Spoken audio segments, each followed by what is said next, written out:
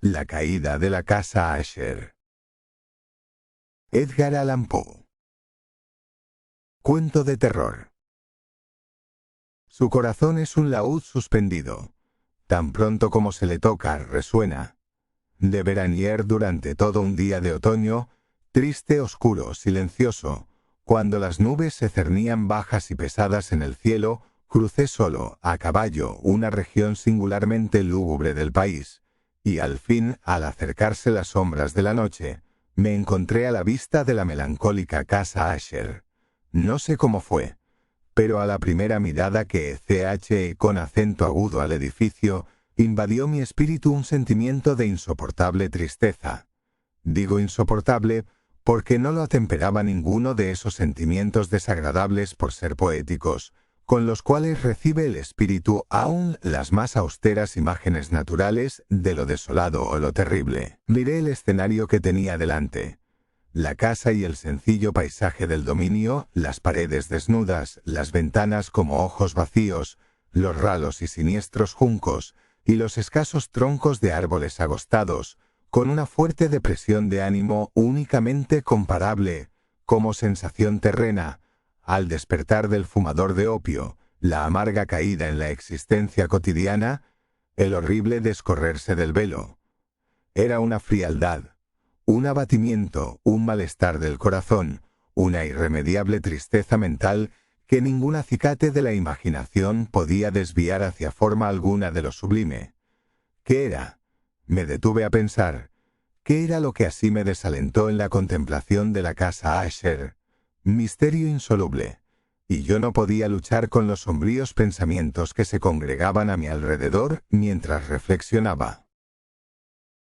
Me vi obligado a incurrir en la insatisfactoria conclusión de que mientras hay, fuera de toda duda, combinaciones de simplísimos objetos naturales que tienen el poder de afectarnos así, el análisis de este poder se encuentra aún entre las consideraciones que están más allá de nuestro alcance. Era posible, reflexioné, que una simple disposición diferente de los elementos de la escena, de los detalles del cuadro, fuera suficiente para modificar o quizá anular su poder de impresión dolorosa, y, procediendo de acuerdo con esta idea, empujé mi caballo a la escarpada orilla de un estanque negro y fantástico que extendía su brillo tranquilo junto a la mansión, pero con un estremecimiento aún más sobrecogedor que antes, contemplé la imagen reflejada e invertida de los juncos grises, y los espectrales troncos, y las vacías ventanas como ojos.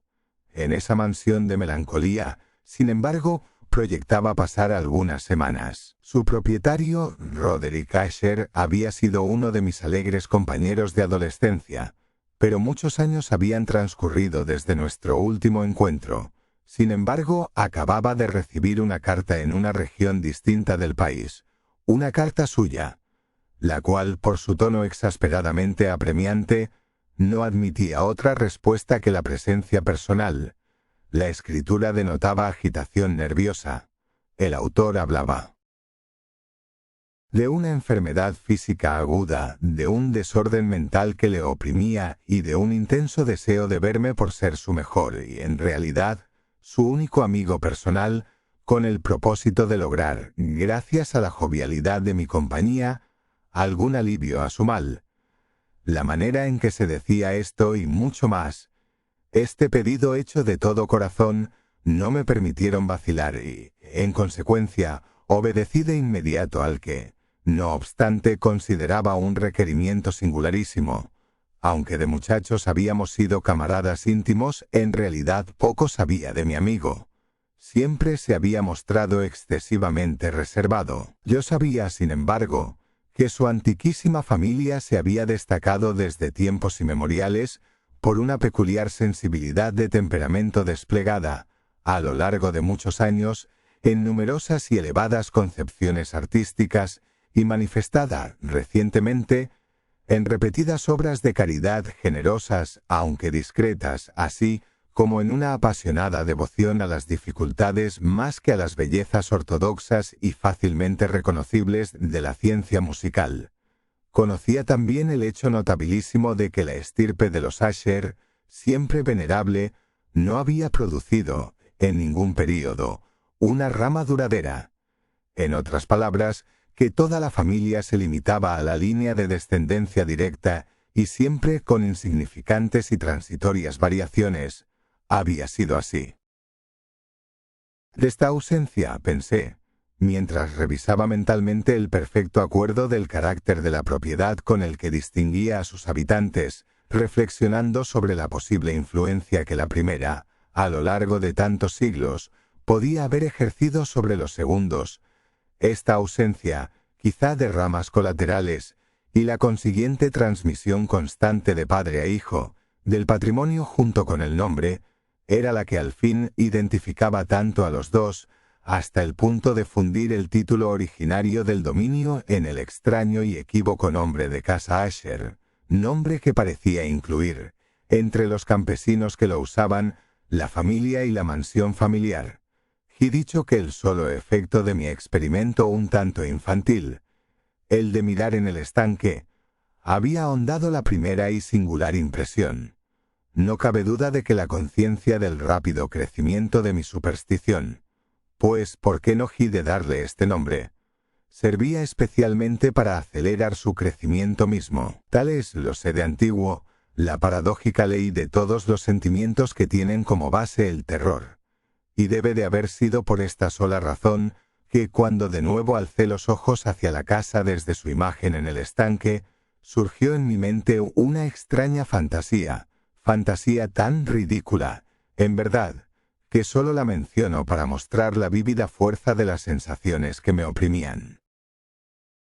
Mi imaginación estaba excitada al punto de convencerme de que se cernía sobre toda la casa y el dominio una atmósfera propia de ambos y de su inmediata vecindad, una atmósfera sin afinidad con el aire del cielo, exhalada por los árboles marchitos, por los muros grises, por el estanque silencioso, un vapor pestilente y místico, opaco, pesado, apenas perceptible, de color plomizo, sacudiendo de mi espíritu esa que tenía que ser un sueño. Examiné más de cerca el verdadero aspecto del edificio. Su rasgo dominante parecía ser una excesiva antigüedad. Grande era la decoloración producida por el tiempo. Menudos hongos se extendían por toda la superficie, suspendidos desde el alero en una fina y enmarañada tela de araña. Pero esto nada tenía que ver con ninguna forma de destrucción. No había caído parte alguna de la mampostería, y parecía haber una extraña incongruencia entre la perfecta adaptación de las partes y la disgregación de cada piedra. Esto me recordaba mucho la aparente integridad de ciertos maderajes que se han podrido largo tiempo en alguna cripta descuidada, sin que intervenga el soplo del aire exterior. Aparte de este indicio de ruina general, la fábrica daba pocas señales de inestabilidad. Quizá el ojo de un observador minucioso hubiera podido descubrir una fisura apenas perceptible que, extendiéndose desde el tejado del edificio, en el frente se abría camino pared abajo, en zigzag, hasta perderse en las sombrías aguas del estanque. Mientras observaba estas cosas cabalgué por una breve calzada hasta la casa. Un sirviente que aguardaba tomó mi caballo, y entré en la bóveda gótica del vestíbulo. Un criado de paso furtivo me condujo desde allí, en silencio, a través de varios pasadizos oscuros e intrincados, hacia el gabinete de su amo. Mucho de lo que encontré en el camino contribuyó, no sé cómo, a avivar los vagos sentimientos de los cuales ya he hablado. Mientras los objetos circundantes, los relieves de los cielos rasos, los oscuros tapices de las paredes, el ébano negro de los pisos y los fantasmagóricos trofeos heráldicos que rechinaban a mi paso, eran cosas a las cuales, a sus semejantes, estaba acostumbrado desde la infancia. Mientras no cavilaba en reconocer lo familiar que era todo aquello, me asombraban por lo insólitas las fantasías que esas imágenes habituales provocaban en mí. En una de las escaleras encontré al médico de la familia. La expresión de su rostro, pensé, era una mezcla de baja astucia y de perplejidad. El criado abrió entonces una puerta y me dejó en presencia de su amo. La habitación donde me hallaba era muy amplia y alta.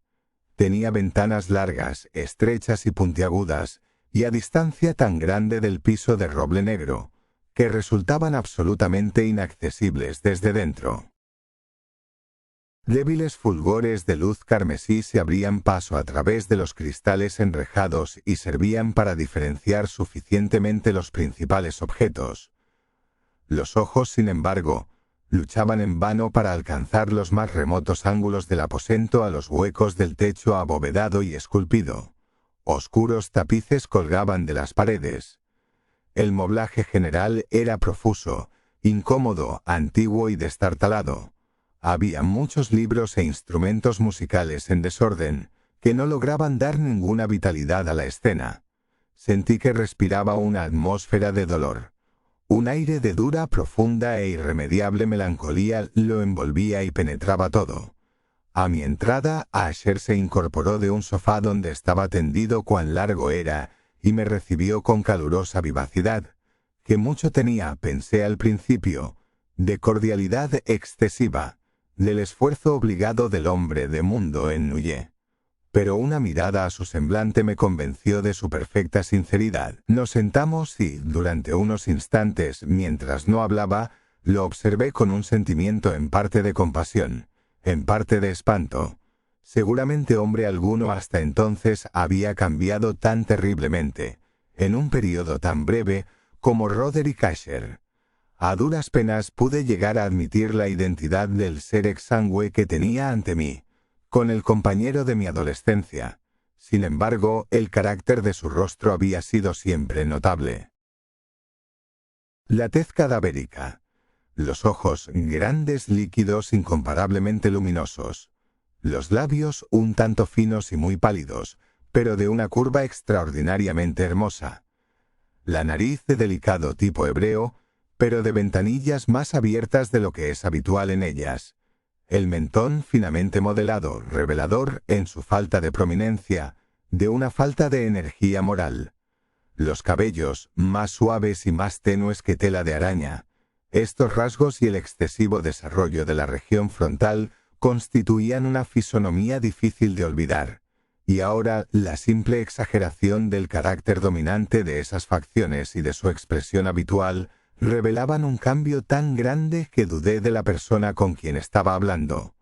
La palidez espectral de la piel, el brillo milagroso de los ojos, por sobre todas las cosas me sobresaltaron y aún me aterran. El sedoso cabello, además, había crecido al descuido, y, como en su desordenada textura de telaraña, flotaba más que caía alrededor del rostro, me era imposible, aun haciendo un esfuerzo, relacionar su enmarañada apariencia con idea alguna de simple humanidad.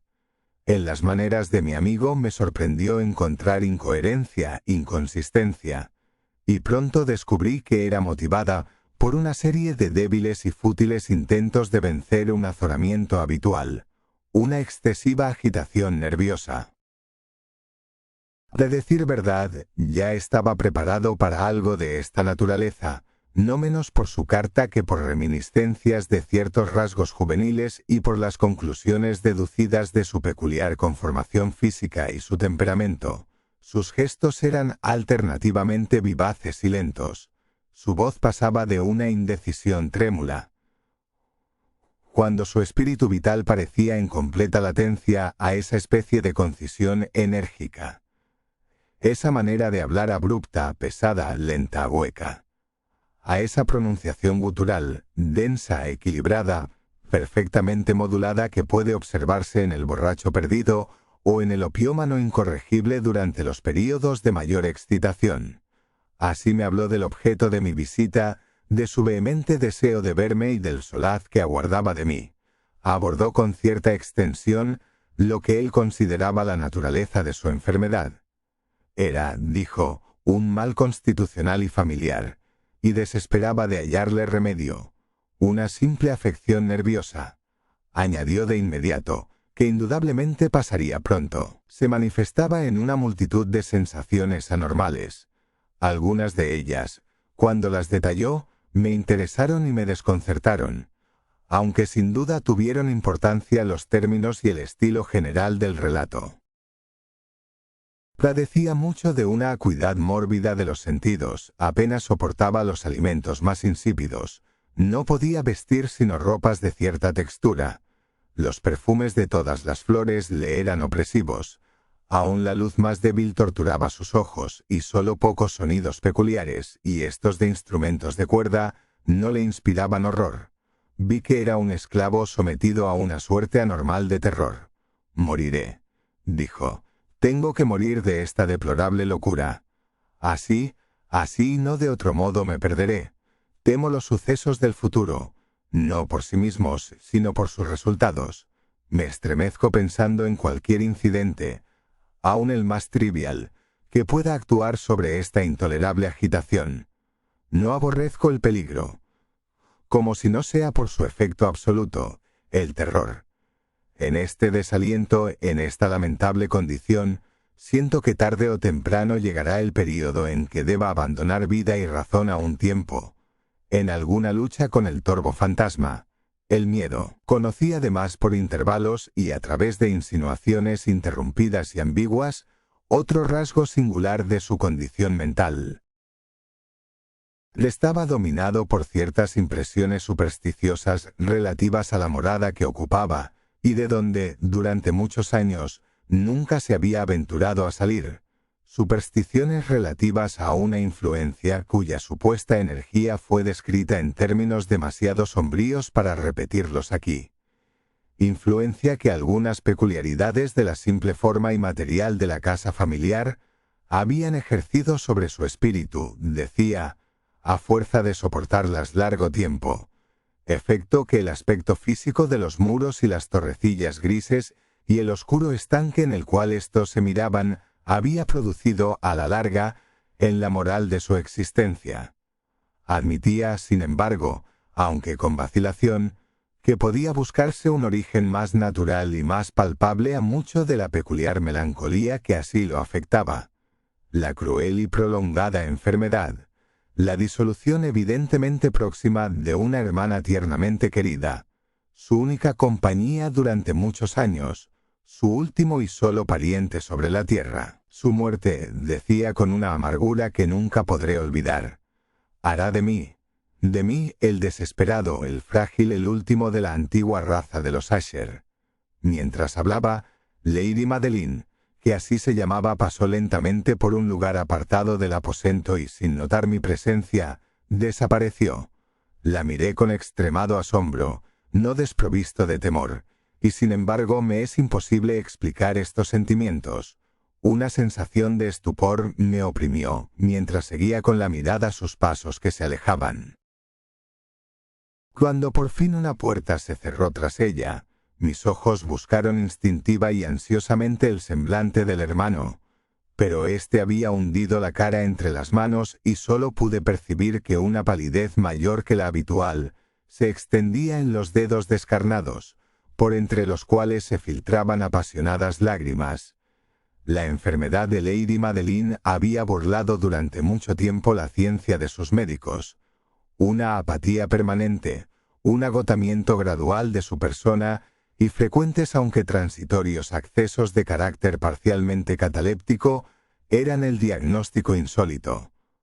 Hasta entonces había soportado con firmeza la carga de su enfermedad, negándose a guardar cama. Pero al caer la tarde de mi llegada a la casa, sucumbió, como me lo dijo esa noche su hermano, con inexpresable agitación al poder aplastante del destructor, y supe que la breve visión que yo había tenido de su persona sería probablemente la última para mí, que nunca más vería a Lady Madeline, por lo menos en vida. En los varios días posteriores ni Asher ni yo mencionamos su nombre, y durante este período me entregué a vehementes esfuerzos para aliviar la melancolía de mi amigo. Pintábamos y leíamos juntos, o yo escuchaba, como en un sueño, las extrañas improvisaciones de su elocuente guitarra. Y así, a medida que una intimidad cada vez más estrecha me introducía sin reserva en lo más recóndito de su alma, iba advirtiendo con amargura la futileza de todo intento de alegrar un espíritu cuya oscuridad, como una cualidad positiva, inherente, se derramaba sobre todos los objetos del universo físico y moral, en una incesante irradiación de tinieblas. Siempre tendré presente el recuerdo de las muchas horas solemnes que pasé a solas con el amo de la casa Asher. Sin embargo, fracasaría en todo intento de dar una idea sobre el exacto carácter de los estudios o las ocupaciones a los cuales me inducía o cuyo camino me mostraba. Una idealidad exaltada, enfermiza, arrojaba un fulgor sulfúreo sobre todas las cosas. Sus largos e improvisados cantos fúnebres resonarán eternamente en mis oídos. Entre otras cosas, conservo dolorosamente en la memoria cierta singular perversión y amplificación del extraño aire del último vals de von Weber, de las pinturas que nutría su laboriosa imaginación y cuya vaguedad crecía a cada pincelada, vaguedad que me causaba un estremecimiento tanto más penetrante, cuanto que ignoraba su causa. De esas pinturas tan vívidas que aún tengo sus imágenes ante mí, sería inútil mi intento de presentar algo más que la pequeña porción comprendida en los límites de las meras palabras escritas. Por su extremada simplicidad, por la desnudez de sus diseños, atraían la atención y la subyugaban. Si jamás un mortal pintó una idea, ese mortal fue Roderick Asher. Para mí, al menos, en las circunstancias que entonces me rodeaban, surgía de las puras abstracciones que el hipocondríaco lograba proyectar en la tela, una intensidad de intolerable espanto, cuya sombra nunca he sentido, ni siquiera en la contemplación de las fantasías de Fuseli, resplandecientes, por cierto, pero demasiado concretas. Una de las fantasmagóricas concepciones de mi amigo, que no participaba con tanto rigor del espíritu de abstracción, puede ser vagamente esbozada, aunque de una manera indecisa, débil en palabras. El pequeño cuadro representaba el interior de una bóveda o túnel inmensamente largo, rectangular, con paredes bajas, lisas, blancas, sin interrupción ni adorno alguno. Ciertos elementos accesorios del diseño servían para dar la idea de que esa excavación se hallaba a mucha profundidad bajo la superficie de la tierra. No se observaba ninguna saliencia en toda la vasta extensión, ni se discernía una antorcha o cualquier otra fuente artificial de luz. Sin embargo, flotaba por todo el espacio una ola de intensos rayos que bañaban el conjunto con un esplendor inadecuado y espectral. He hablado ya de ese estado mórbido del nervio auditivo que hacía intolerable al paciente toda música, con excepción de ciertos efectos de instrumentos de cuerda. Quizá los estrechos límites en los cuales se había confinado con la guitarra fueron los que originaron, en gran medida, el carácter fantástico de sus obras. Pero no es posible explicar de la misma manera la fogosa facilidad de sus impromptus. Debían de ser, y lo eran, tanto las notas como las palabras de sus extrañas fantasías, pues no pocas veces se acompañaba con improvisaciones verbales rimadas. Debían de ser los resultados de ese intenso recogimiento y concentración mental a los cuales he aludido antes, y que eran observables solo en ciertos momentos de la más alta excitación mental. Recuerdo fácilmente las palabras de una de esas rapsodias. Quizá fue la que me impresionó con más fuerza cuando la dijo, porque en la corriente interna o mística de su sentido creí percibir, y por primera vez, una acabada conciencia por parte de Asher de que su encumbrada razón vacilaba sobre su trono. Los versos, que él tituló El Palacio Encantado, decían poco más o menos así: en el más verde de los valles que habitan ángeles benéficos erguía un palacio lleno de majestad y hermosura, dominio del rey pensamiento. Allí se alzaba, y nunca un serafín batió sus alas sobre cosa tan bella. Amarillos pendones sobre el techo flotaban, áureos y gloriosos.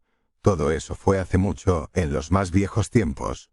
Y con la brisa que jugaba en tan gozosos días por las almenas se expandía una fragancia alada.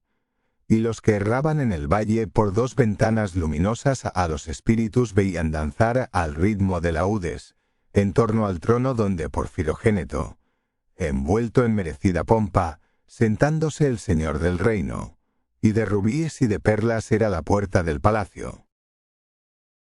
de donde como un río fluían centelleando los ecos de gentil tarea, la de cantar con altas voces el genio y el ingenio de su rey soberano.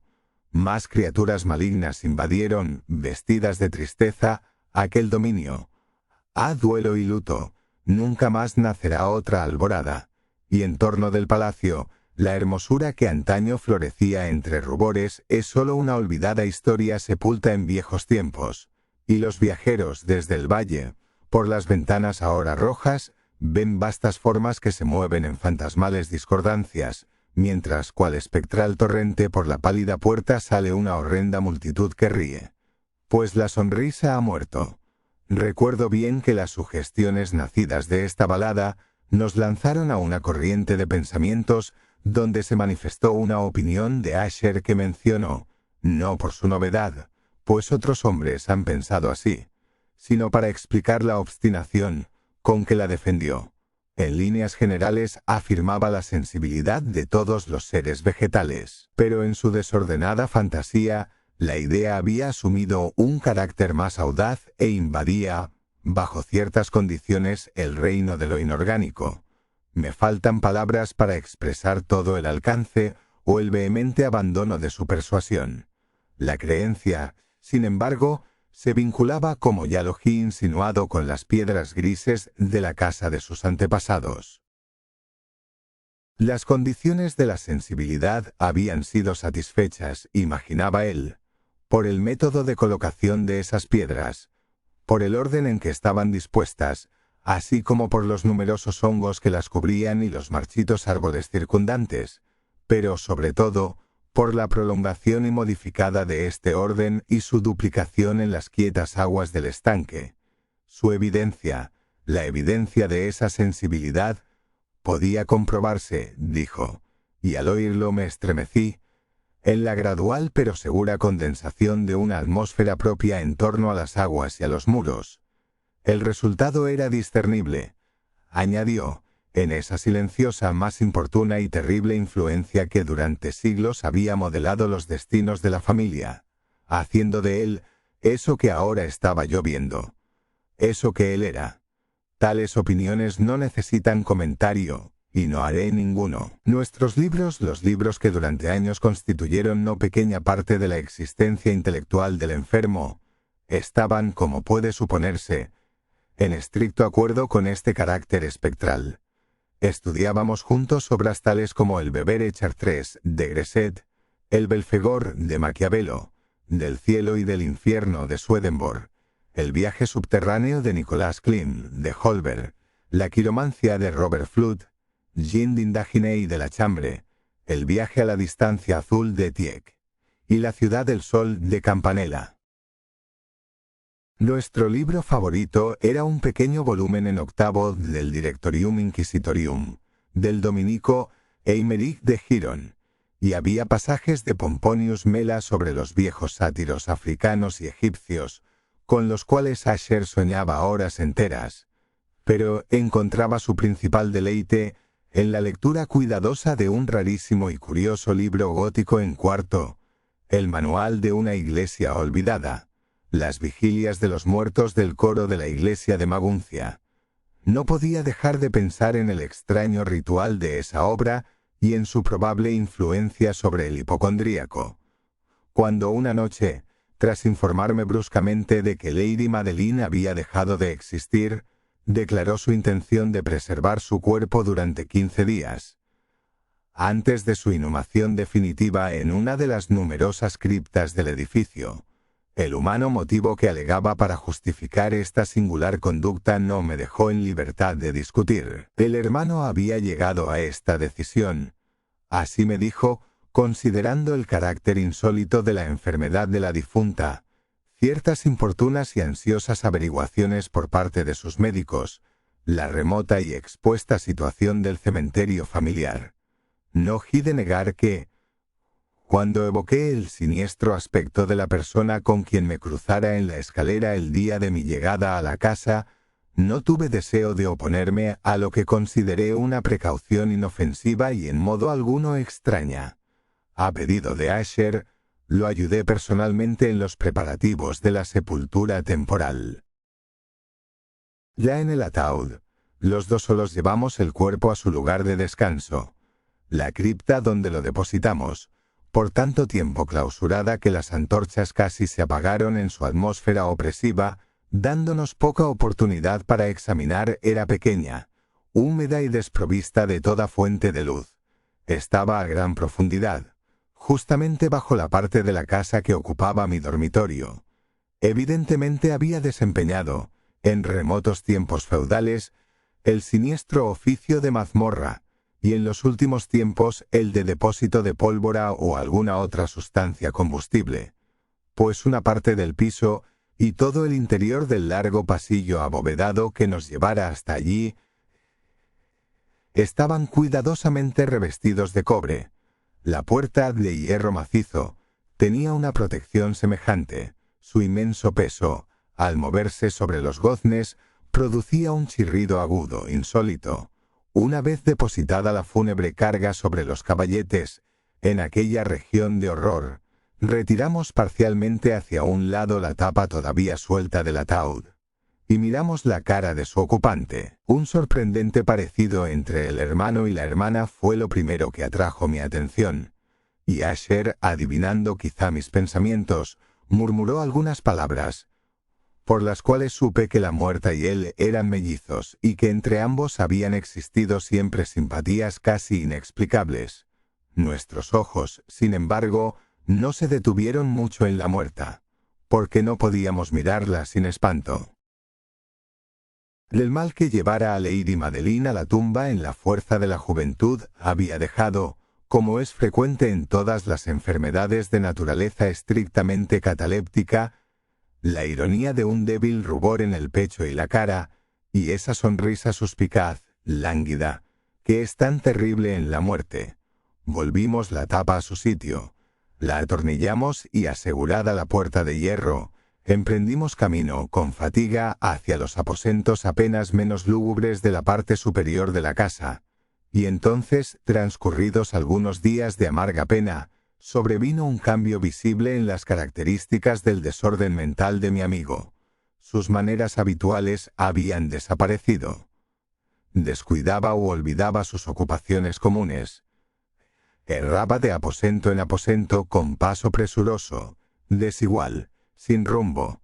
La palidez de su semblante había adquirido, si era posible tal cosa, un tinte más espectral, pero la luminosidad de sus ojos había desaparecido por completo. El tono a veces ronco de su voz ya no se oía, y una vacilación trémula como en el colmo del terror caracterizaba ahora su pronunciación. Por momentos, en verdad, pensé que algún secreto opresivo dominaba su mente agitada sin descanso, y que luchaba por conseguir valor suficiente para divulgarlo. Otras veces, en cambio, me veía obligado a reducirlo todo a las meras e inexplicables divagaciones de la locura, pues lo veía contemplar el vacío horas enteras, en actitud de profundísima atención, como si escuchara algún sonido imaginario. No es de extrañarse que su estado me aterrara, que me inficionara. Sentía que a mi alrededor, a pasos lentos pero seguros, se deslizaban las extrañas influencias de sus supersticiones fantásticas y contagiosas.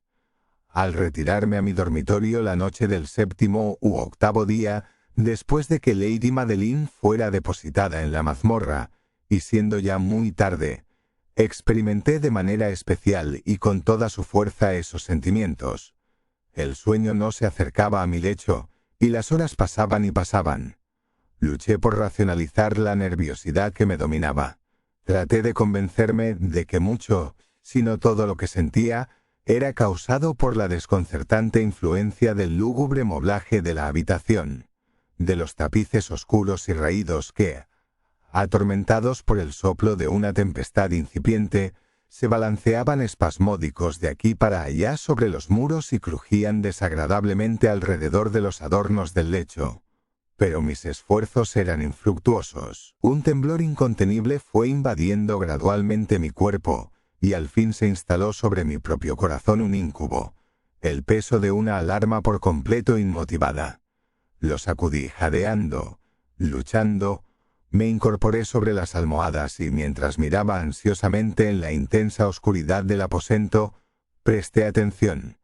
Ignoro por qué, salvo que me impulsó una fuerza instintiva, a ciertos sonidos ahogados, indefinidos, que llegaban en las pausas de la tormenta, con largos intervalos, no sé de dónde.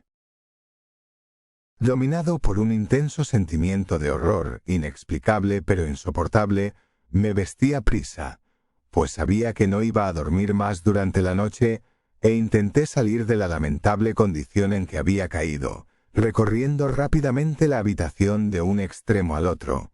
Había dado unas pocas vueltas, cuando un ligero paso en una escalera contigua atrajo mi atención. Reconocí entonces el paso de Asher.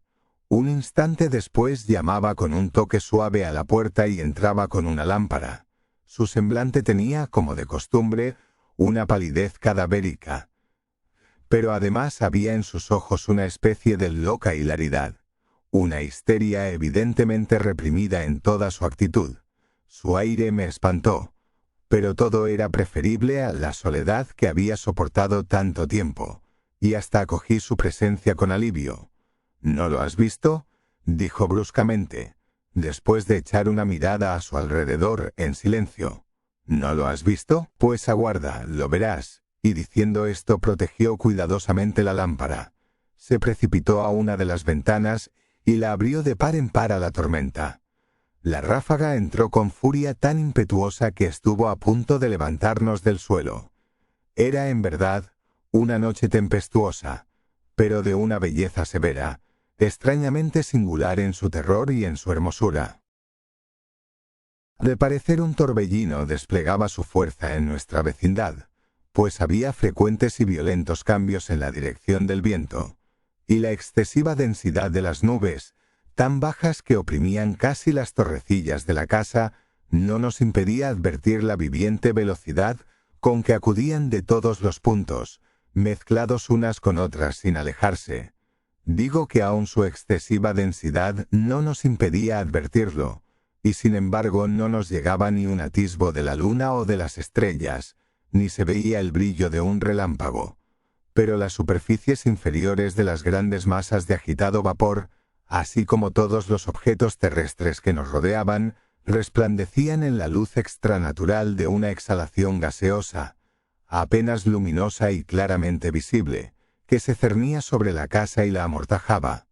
«No debes mirar, no mirarás eso», dije, estremeciéndose, mientras con suave violencia apartaba a Asher de la ventana para conducirlo a un asiento. «Estos espectáculos que te confunden son simples fenómenos eléctricos nada extraños, o quizá tengan su horrible origen en el miasma corrupto del estanque. Cerremos esta ventana. El aire está frío y es peligroso para tu salud. Aquí tienes una de tus novelas favoritas. Yo leeré y me escucharás, y así pasaremos juntos esta noche terrible».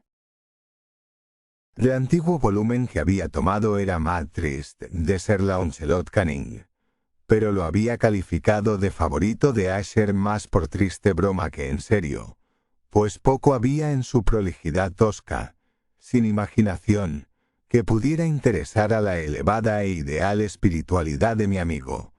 Pero era el único libro que tenía a mano, y alimenté la vaga esperanza de que la excitación que en ese momento agitaba al hipocondríaco pudiera hallar alivio, pues la historia de los trastornos mentales está llena de anomalías semejantes, aun en la exageración de la locura que yo iba a leerle, de haber juzgado, a decir verdad, por la extraña y tensa vivacidad con que escuchaba o parecía escuchar las palabras de la historia.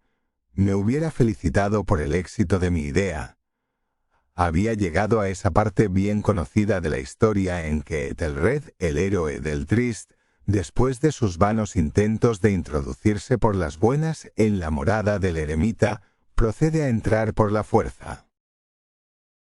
Aquí se recordará, las palabras del relator son las siguientes: «Y Ethelred, que era por naturaleza un corazón valeroso y fortalecido, además, gracias al poder del vino que había bebido, no aguardó el momento de parlamentar con el eremita, quien en realidad era de índole obstinada y maligna. más sintiendo la lluvia sobre sus hombros y temiendo el estallido de la tempestad, alzó resueltamente su maza y a golpes abrió un rápido camino en las tablas de la puerta para su mano con guantelete, y tirando con fuerza hacia sí, rajó, rompió, lo destrozó todo en tal forma que el ruido de la madera seca y hueca retumbó en el bosque y lo llenó de alarma. Al terminar esta frase me sobresalté y por un momento me detuve, pues me pareció, aunque enseguida concluí que mi excitada imaginación me había engañado, me pareció que, de alguna remotísima parte de la mansión, llegaba confusamente a mis oídos algo que podía ser, por su exacta similitud, el eco, aunque sofocado y sordo, por cierto, del mismo ruido de rotura, de destrozo que Sir Launcelot había descrito con tanto detalle. Fue, sin duda alguna, la coincidencia lo que atrajo mi atención, pues entre el crujir de los bastidores de las ventanas y los mezclados ruidos habituales de la tormenta creciente, el sonido en sí mismo nada tenía, a buen seguro, que pudiera interesarme o distraerme. Continué el relato, pero el buen campeón Ethelred pasó la puerta y quedó muy furioso y sorprendido al no percibir señales del maligno eremita y encontrar, en cambio, un dragón prodigioso, cubierto de escamas, con lengua de fuego, sentado en guardia delante de un palacio de oro con piso de plata, y del muro colgaba un escudo de bronce reluciente con esta leyenda: quien entre aquí conquistador será, quien mate al dragón el escudo ganará. Y Ethelred levantó su maza y golpeó la cabeza del dragón, que cayó a sus pies y lanzó su apestado aliento con un rugido tan hórrido y bronco, y además tan penetrante, que Ethelred se tapó de buena gana los oídos con las manos para no escuchar el horrible ruido, tal como jamás se había oído hasta entonces. Aquí me detuve otra vez bruscamente, y ahora con un sentimiento de violento asombro, pues no podía dudar de que en esta oportunidad había escuchado realmente, aunque me resultaba imposible decir de qué dirección procedía un grito insólito, un sonido chirriante, sofocado y aparentemente lejano, pero áspero, prolongado, la exacta réplica de lo que mi imaginación atribuye al extranatural alarido del dragón, tal como lo describe el novelista. Oprimido, como por cierto lo estaba desde la segunda y más extraordinaria coincidencia, por 1000 sensaciones contradictorias, en las cuales predominaban el asombro y un extremado terror, conservé, sin embargo, suficiente presencia de ánimo para no excitar con ninguna observación la sensibilidad nerviosa de mi compañero. No era nada seguro que hubiese advertido los sonidos en cuestión, aunque se había producido durante los últimos minutos una evidente y extraña alteración en su apariencia. Desde su posición frente a mí había hecho girar gradualmente su silla, de modo que estaba sentado mirando hacia la puerta de la habitación, y así solo en parte podía ver sus facciones, aunque percibía sus labios temblorosos, como si murmuraran algo inaudible.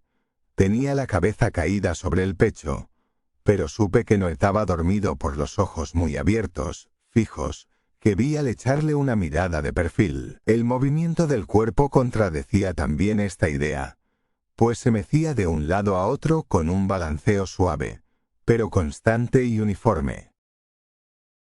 Luego de advertir rápidamente todo esto, proseguí el relato de Sir Launcelot, que decía así: y entonces el campeón, después de escapar a la terrible furia del dragón, se acordó del escudo de bronce y del encantamiento roto, apartó el cuerpo muerto de su camino y avanzó valerosamente sobre el argentado pavimento del castillo hasta donde colgaba del muro el escudo, el cual entonces no esperó su llegada, sino que cayó a sus pies sobre el piso de plata con grandísimo y terrible fragor. Apenas habían salido de mis labios estas palabras, cuando, como si realmente un escudo de bronce en ese momento hubiera caído con todo su peso sobre un pavimento de plata, percibí un eco claro, profundo, metálico y resonante, aunque en apariencia sofocado. Incapaz de dominar mis nervios, me puse en pie de un salto, pero el acompasado movimiento de Asher no se interrumpió. Me precipité al sillón donde estaba sentado.